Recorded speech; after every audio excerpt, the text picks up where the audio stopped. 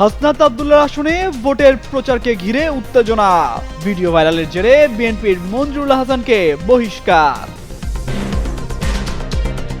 11 দলীয় জোটের প্রার্থী সার্জিস আলমকে সমর্থন দিল ইসলামী আন্দোলন। পঞ্চগড় 1 আসনে হাড্ডাহাড্ডি লড়াইয়ের আভাস, পাল্লা দিয়ে চলছে ভোটের প্রচারণা। নির্বাচনের ফলাফল যেটাই হোক তা মেনে নিতে হবে, জাতির উদ্দেশ্যে দেওয়া ভাষণে প্রধান উপদেষ্টা। প্রতিপক্ষের সঙ্গে সৌহার্দ্যপূর্ণ আচরণের আহ্বান। 1 বছরে প্রধান উপদেষ্টা সহ 21 উপদেষ্টার সম্পদ বেড়েছে। সবচেয়ে ধনী শেখ বশির উদ্দিন, সম্পদের হিসেবে সবার তলানিতে ফরিদা আক্তার। এবারের ভোটের লড়াইয়ে অংশ নিচ্ছেন 2028 প্রার্থী, ঝুঁকিপূর্ণ সারা দেশের 50% কেন্দ্র, জানালো নির্বাচন কমিশন। আপনারা অন্য দলকে ভোট দেন, আমি কিন্তু আপনাদের কাউকে ছাড়বো না। আমি তাদের ঘর বাড়ি সব পুরায়া ছারখার করে দেব। দলীয় নীতি, আদর্শ এবং সংগঠন পরিপন্থী বক্তব্যের জন্য বিএনপি জাতীয় নির্বাহী কমিটির সদস্য ইঞ্জিনিয়ার মঞ্জুরুল আহসান মুন্সিকে বহিষ্কার করেছে বিএনপি। মঙ্গলবার রাতে দলটির সিনিয়র যুগ্ম মহাসচিব রুহুল কবির রিজভী স্বাক্ষরিত এক বিজ্ঞপ্তিতে বিষয়টি নিশ্চিত করা হয়েছে। এর আগে মঞ্জুরুল আহসান মুন্সির একটি বিতর্কিত বক্তব্য ফেসবুকে ভাইরাল হয়ে পড়ে। ভিডিওতে দলীয় প্রার্থীকে ভোট না দিলে ভোটারদের ঘরবাড়ি জ্বালিয়ে পুড়িয়ে ছারখার করে দেওয়া হবে বলে হুঁশিয়ারি দেন তিনি। কুমিল্লা 4 আসনের ঋণখেলাপির দায়ে মনোনয়ন বাতিল হয় সাবেক সংসদ সদস্য ও বিএনপি নেতা মঞ্জুরুল আহসান মুন্সির। এরপরই এই আসনে গণ অধিকার পরিষদের প্রার্থীকে সমর্থন দেয় বিএনপি। পঞ্চগড় 1 আসনে 11 দলীয় জোট মনোনীত প্রার্থী সার্জিস আলমকে সমর্থনের ঘোষণা দিয়েছে ইসলামী আন্দোলন বাংলাদেশ। মঙ্গলবার সন্ধ্যায় ইসলামী আন্দোলনের জেলা কমিটির এক নেতা জানান, নিজেদের প্রার্থী না থাকায় এনসিপির উত্তরাঞ্চলের মুখ্য সংগঠক সার্জিস আলমকে সমর্থন দিচ্ছে দলটি।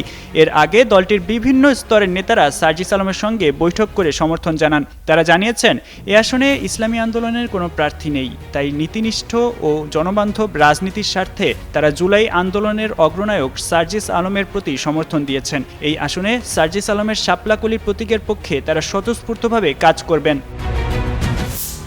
অন্তর্বর্তী সরকারের প্রধান উপদেষ্টা অধ্যাপক ডক্টর মোহাম্মদ ইউনুস বলেছেন, আমি সকল প্রতিদ্বন্দ্বী প্রার্থীর প্রতি আন্তরিক আহ্বান জানাই, নির্বাচনের ফলাফল যাই হোক না কেন ব্যক্তিগত বা দলীয় স্বার্থের ঊর্ধ্বে উঠে জাতির বৃহত্তর স্বার্থকে প্রাধান্য দিন। মঙ্গলবার সন্ধ্যা 7টায় জাতির উদ্দেশ্যে ভাষণে তিনি এ আহ্বান জানান। তিনি বলেন, প্রথমে গভীর সন্তোষ ও কৃতজ্ঞতার সঙ্গে উল্লেখ করতে চাই, এবারে নির্বাচনকে ঘিরে সার্বিক প্রচার প্রচারণা পূর্ববর্তী যে কোনো নির্বাচনের তুলনায় উল্লেখযোগ্যভাবে শান্তিপূর্ণ হয়েছে।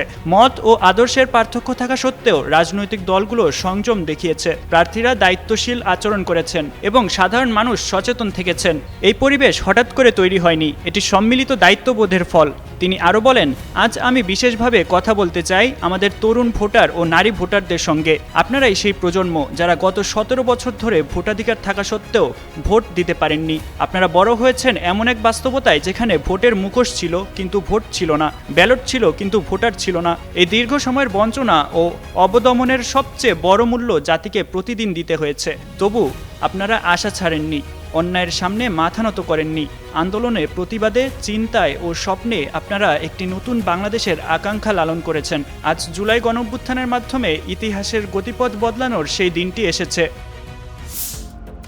1 বছরের ব্যবধানে অন্তর্বর্তী সরকারের অধিকাংশ উপদেষ্টার সম্পদ বেড়েছে, এমন তথ্যই উঠে এসেছে সরকারের প্রকাশিত সবশেষ সম্পদ বিবরণীতে। প্রধান উপদেষ্টা সহ মোট 21 জন উপদেষ্টার সম্পদ বৃদ্ধির হিসাব প্রকাশ করেছে মন্ত্রী পরিষদ বিভাগ। মঙ্গলবার জারি করা প্রজ্ঞাপনে উপদেষ্টা, তাদের স্ত্রী, প্রধান উপদেষ্টার বিশেষ সহকারী এবং জাতীয় নিরাপত্তা উপদেষ্টার সম্পদের বিস্তারিত চিত্র তুলে ধরা হয়। প্রকাশিত তথ্য অনুযায়ী গত 30 জুন পর্যন্ত প্রধান উপদেষ্টা অধ্যাপক মোহাম্মদ ইউনুসের মোট সম্পদের পরিমাণ দাঁড়িয়েছে 15 কোটি 62 লাখ টাকা। 1 বছর আগে যা ছিল 14 কোটি 1 লাখ টাকা, অর্থাৎ 1 বছরে তার সম্পদ বেড়েছে 1 কোটি 61 লাখ টাকার বেশি। সম্পদ বৃদ্ধির কারণ হিসেবে তিনি সঞ্চয়পত্র, নগদায়ন, ব্যাংক আমানত বৃদ্ধি এবং উত্তরাধিকার সূত্রে পাওয়া শেয়ারের কথা উল্লেখ করেছেন। তবে তার স্ত্রী আফরোজি ইউনুসের সম্পদ একই সময় কমেছে প্রায় 84 লাখ টাকা। অর্থ, পরিকল্পনা, আইন ও পররাষ্ট্র উপদেষ্টা সহ সরকারের গুরুত্বপূর্ণ দায়িত্বে থাকা বেশ কয়েকজন উপদেষ্টার সম্পদও বেড়েছে লক্ষণীয় পরিমাণে। অর্থ উপদেষ্টা ডক্টর সালেহ উদ্দিন আহমেদ, পরিকল্পনা উপদেষ্টা ওয়াহিদ উদ্দিন মাহমুদ, আইন উপদেষ্টা ডক্টর আসিফ নজরুল এবং পররাষ্ট্র উপদেষ্টা তৌহিদ হোসেন সহ সবাই গত এক বছরে সম্পদ বৃদ্ধির হিসাব দিয়েছেন। স্বরাষ্ট্র, শিক্ষা, স্বাস্থ্য, জ্বালানি, সমাজ কল্যাণ, ধর্ম ও বাণিজ্য এই খাতগুলোর দায়িত্বে থাকা উপদেষ্টাদের সম্পদেও ঊর্ধ্বমুখী প্রবণতা দেখা গেছে। বিশেষ করে বাণিজ্য উপদেষ্টা শেখ বশির উদ্দিনের সম্পদের পরিমাণ ৯১ কোটির বেশি উল্লেখ করা হয়েছে, যা তালিকার মধ্যে সবচেয়ে বেশি। তবে সব উপদেষ্টার সম্পদ বাড়েনি। পরিবেশ উপদেষ্টা সৈয়দা রিজওয়ানা হাসান, পার্বত্য চট্টগ্রাম বিষয়ক উপদেষ্টা সুপ্রদীপ চাকমা এবং সংস্কৃতি উপদেষ্টা মোস্তফা সরোয়ার ফারুকের সম্পদ কমেছে। যদিও সংস্কৃতি উপদেষ্টার ক্ষেত্রে তার স্ত্রীর সম্পদ বেড়েছে বলে বিবরণীতে উল্লেখ করা হয়। এদিকে জাতীয় নিরাপত্তা উপদেষ্টা ডক্টর খলিলুর রহমান তার সম্পদের হিসাব দিয়েছেন মার্কিন ডলারে, যার পুরোটা দেশের বাইরে অবস্থিত। আর প্রধান উপদেষ্টার বিশেষ সহকারীদের সম্পদের হিসাবও আলাদাভাবে প্রকাশ করা হয়েছে। স্বচ্ছতা ও জবাবদিহিতার প্রশ্নে এই সম্পদ বিবরণী প্রকাশকে গুরুত্বপূর্ণ মনে করছেন সংশ্লিষ্টরা। সরকারের শীর্ষ পর্যায়ের দায়িত্বশীলদের আর্থিক অবস্থানের এই চিত্র জন আলোচনায় নতুন মাত্রা যোগ করেছে। ওয়ালিউল হাসানাত, যুগান্তর নিউজ। বৃহস্পতিবার অনুষ্ঠিত হতে যাচ্ছে ত্রয়োদশ জাতীয় সংসদ নির্বাচন ও গণভোট। ভোট গ্রহণের দিন মাঠ পর্যায়ে দায়িত্ব পালন করতে যাওয়া সাংবাদিকদের জন্য বেশ কিছু নির্দেশনা জারি করেছে নির্বাচন কমিশন।